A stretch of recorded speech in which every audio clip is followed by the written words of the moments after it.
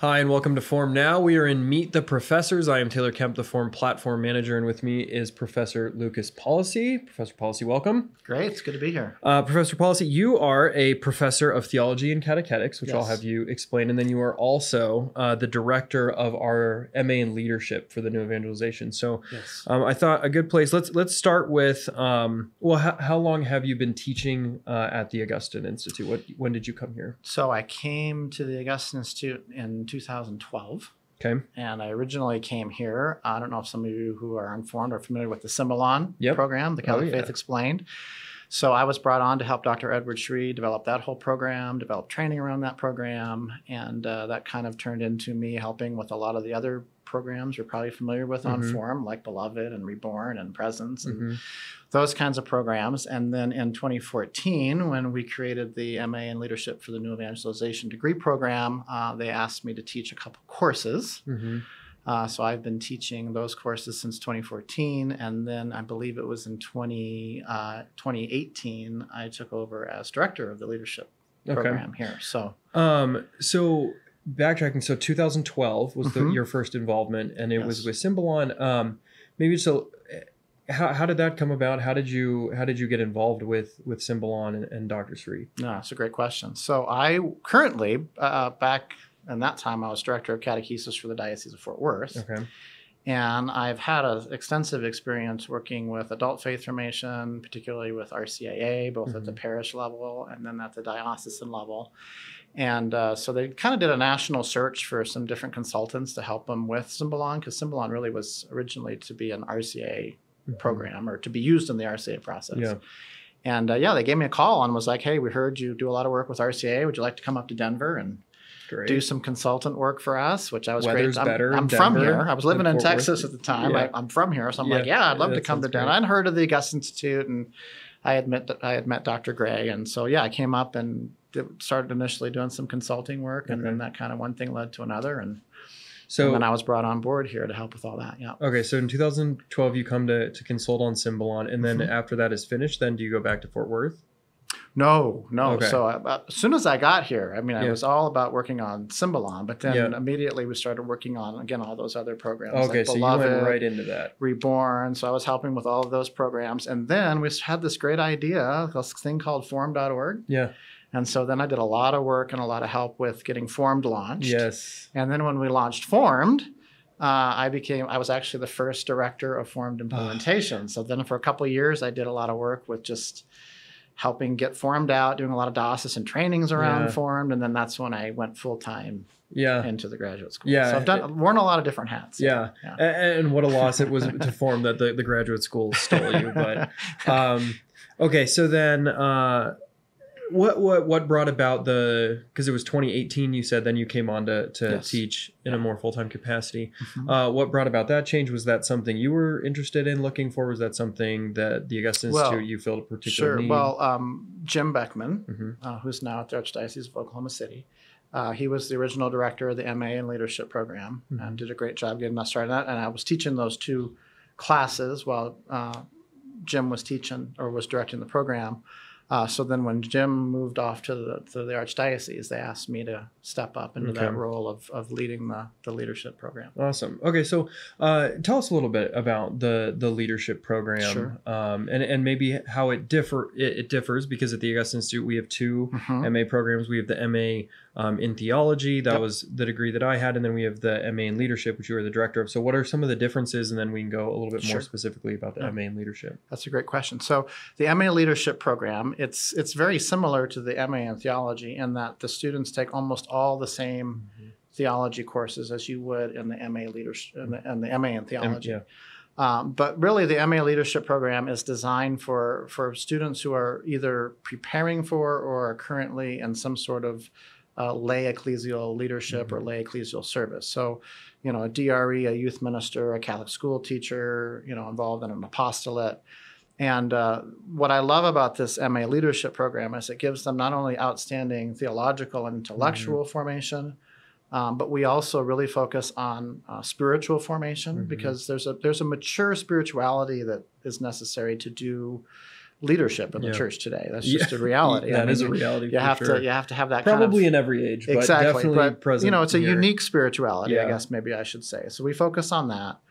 We also focus on pastoral and catechetical formation. So catechesis is handing on the faith, teaching the faith. So, and especially in this time of the new evangelization, as John Paul II talks about, new order, new methods, new expressions. What does that look like? And handing on the faith. Pastoral formation is how do we help people live according to the teachings of the church, and how do we address specific pastoral issues that you're going to run in with people out there, because it's not a matter of if or when you're at a parish, you're going to run into people who have specific pastoral issues. So how do we accompany those people, work with those people? And then lastly, just practical human formation, writing skills, communication skills.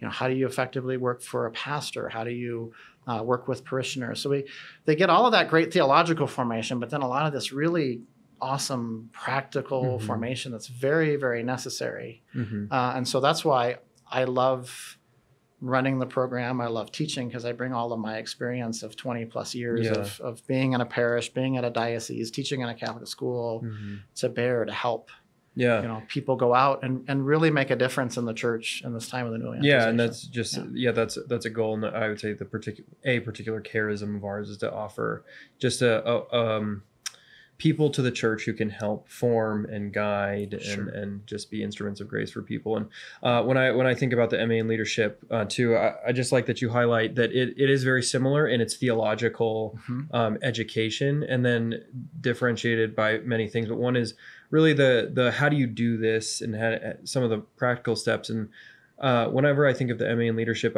you guys do a lot of seminars. Like you really get into how talking, let's share ideas about how would you go about doing this? Okay, well then what about this, and how do you take this into account? And I think that is whenever we are interacting with our leadership students, and we have many of them who are student workers, they just they love to get in there, and and they want to see where the things that are going well, and how can we keep all of these things going. Which is great. I wanted to ask too, there are some hopes around here that the MA in leadership is expanding. Potentially, do you want to talk just a little bit about what are some of the hopes, knowing we're not sure exactly how this will go, but what are some of the hopes with that program? Absolutely. So right now, the MA leadership is an on-campus only program, but I've been advocating for many years, ever since I took over the MA in leadership degree program. My hope is to just make it a distance program as well. And the reason why is there's a lot of folks out there who are DREs, youth ministers, working in dioceses, working in apostolates, et cetera, that need this kind of unique formation, right? And want it. And we have a lot of inquiries of people from across the country that say, I want to do MA leadership. Well, it's an on-campus only. Well, they can't uproot, move to Denver for 2 years, et cetera. Exactly. So we are in the process, hopefully, in the next year or two of offering MA leaderships in a distance format. And I'm really, really excited about it. And, part of the MA leadership is a practicum experience where they're, students are doing work at a parish or an apostolate. Well, we can leverage a practicum experience or a ministry project kind of thing, even with people who are in full-time or part-time ministry out there. So, and I think that's just going to be super fruitful. So I'm really excited about this expanding. And, I'm even hoping for diocesan partnerships where we can work with dioceses and offer this to a lot of their leaders in a diocese, and the diocese can kind of serve in a mentoring role. So something I'm really excited about. Us too. So we will stay tuned on that. So I want to talk about some of the classes that you teach. So your specialization is particularly in the new evangelization. Where did that come from? Why is that the line of education that you sought now? How did you end up that's the passion that you have for teaching? No, absolutely. That's a great question. So again, I've spent 20 plus years, not only here at the Institute, but in the field, diocesan director, parish DRE, Catholic school teacher. And, growing up, I fell in love with St. John Paul II and his pontificate and just the person that he was. And I became very passionate about the new evangelization, and my master's degree that I received from the Institute for Pastoral Theology from Ave Maria University at the time had a real emphasis on pastoral theology. In other words, how do we study theology in a way that we can hand it on in a meaningful way to modern men and women, right? So it really focused on the pastoral orientation of the Second Vatican Council. Yeah. How did Vatican II envision that the church would engage the modern world, which is very different than most people think. You know, there's a lot of misinterpretation of Vatican II. Yeah. So that's a real passion of mine through my experience, through my education, to really hand on this beautiful vision of the new evangelization. And how do we hand on the fullness and the truth and the beauty of the faith? So how are we faithful to God and his revelation? Because Vatican II and the new evangelization isn't at all about watering down the faith. Matter of fact, Vatican II doubled down on we have to know the faith more deeply and we need to be more holy before we then go out and witness and teach the faith in a way, new ardor, new expressions, new methods, that's going to authentically reach the hearts and minds of modern men and women. And that's our task. That's ultimately what we need to do. So that's really what we teach in the leadership program. That's what I teach in my classes is how do we hand on the faith in a way that is going to be relevant. And I wasn't in the MA in leadership, but one of my favorite classes here was Theology of the New Evangelization, which was with Dr. Bushman, who I think was one of your mentors. He is one of my mentors. And Dr. Herman, and it was one of my favorite courses, and it was all about that. What do the documents really say? What is it really about? And what is the task at hand? What is the task of the church? And I would say that the whole apostolate of the Augustine Institute, but then in a more concentrated way, that the MA in leadership really dives into that. But how can we take the grace from the Second Vatican Council and let that propel our work moving forward, which is I would say that comes through in both programs, but more specifically, in a more pointed way in that. Okay, so what are the two courses? You had mentioned them, but what are they in particular? The courses that you teach? So the first course I teach is called Pastoral Care and Ecclesial Life, and so really the first 2/3 of the course is all about what is this pastoral vision of Vatican II for the new evangelization. So we get into what is the proper understanding and interpretation of Vatican II, because again, there's a lot of people misinterpret the council, and there was what we call a hermeneutic or an interpretation of rupture when it comes to the council. In other words, there was a lot of implementation of the council that wasn't in line with the authentic vision. So we get into what is that beautiful pastoral vision? How is that implemented through the pontificates of the current popes and the magisterium? And then how do we apply that vision in the world? How do we go out and teach the faith in a way that's going to, reach the hearts and minds of modern men and women? And then we get into specific pastoral issues that you're going to encounter. Things like, addiction to pornography or other, pastoral, the divorced and the remarried. How do you work with those kinds of people? Cohabitating couples. How do we faithfully work with these couples and bring them to conversion, bring them to Christ with church and charity? And then the last part of the course, we get into the ecclesial life part. We get into just basics of, what does it mean to, lay contemporary leadership in the church, and what does that look like, and how do we work in parishes? How do we practically go about all of that? So that's that course. And then I also teach a catechesis for the new evangelization. And again, catechesis is all about how do we teach the faith? How do we hand it on? And so that course gets into just all of the methods and all of the ways that we go about doing evangelization and catechesis.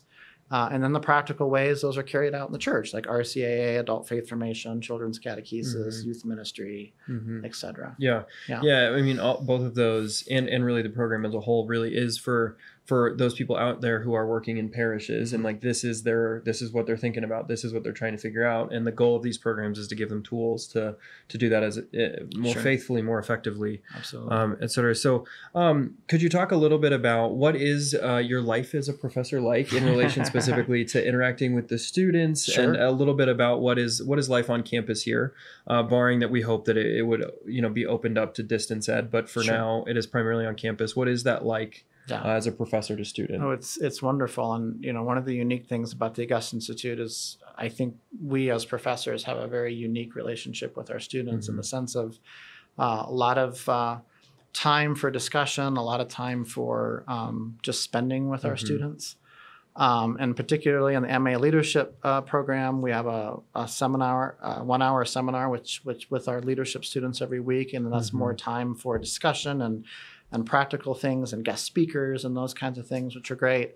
But the other cool thing too is, a lot of times we might have lunch with the students. I take students on hikes into the mountains here, which is pretty cool. Which kind of reminds me of like St. John Paul II.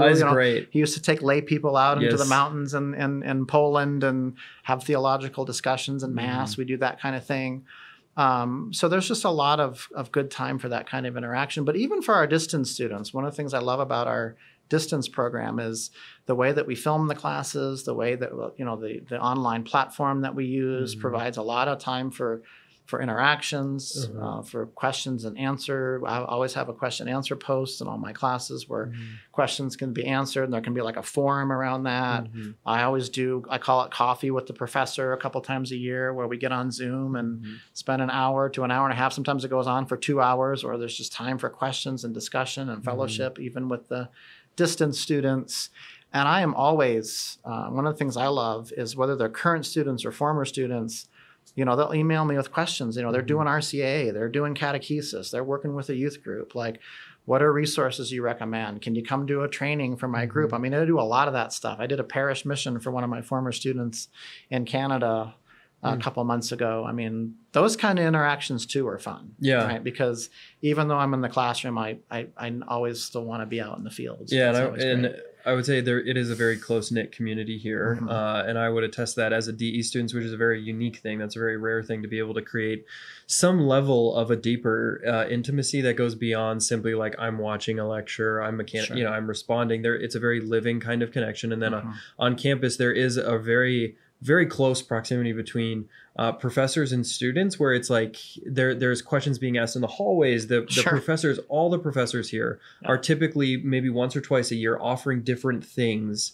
that are in their field of expertise that students are interested in, they just do because they love it. And it's a beautiful community here, which is why I chose to come here as a student, and now why I like to work here. So I feel very blessed by God for that. That's great. Well, with just the couple minutes of time that we had left, I wanted to ask just 2 questions that I've been asking every professor, time permitting. The first is favorite devotional book of the Bible. Oh, it's a hard question. Every professor gets a little mad at me, but here we are. It is a hard question. I personally love the book of the Acts of the Apostles. Yeah, fitting. Because, it really gives us a glimpse into the new evangelization, right? Because a lot of times, what is it about the new evangelization? We're kind of back to this we're in this post-Christian culture.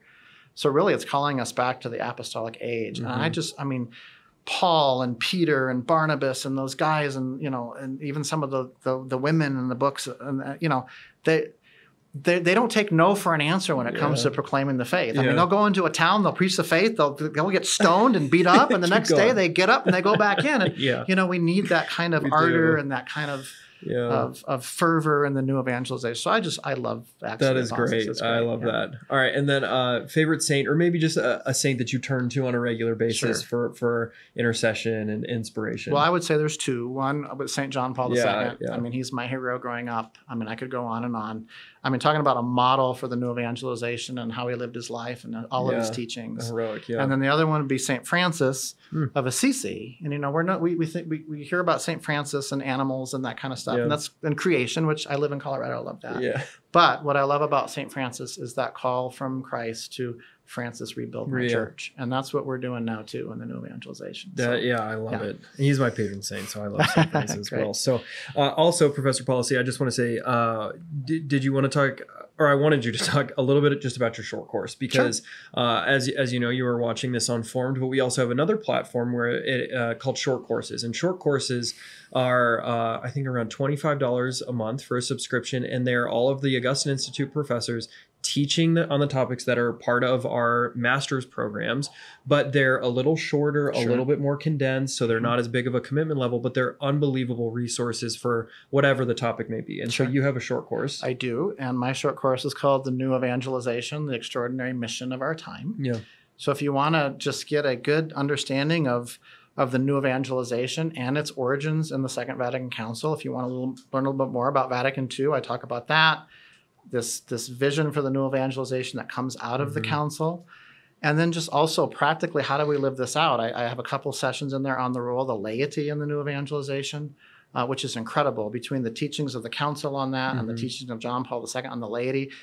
if all of us lay people understood that vision, the church would be different. Yeah. But anyway, you can get a little bit, and then just practically, like, how do we go about doing this work of evangelization in this time? So it's a great little course. It is. And I will put a link in the show notes. So you can just go down in the description, click the link. You can go read about it and check it out. But those are great.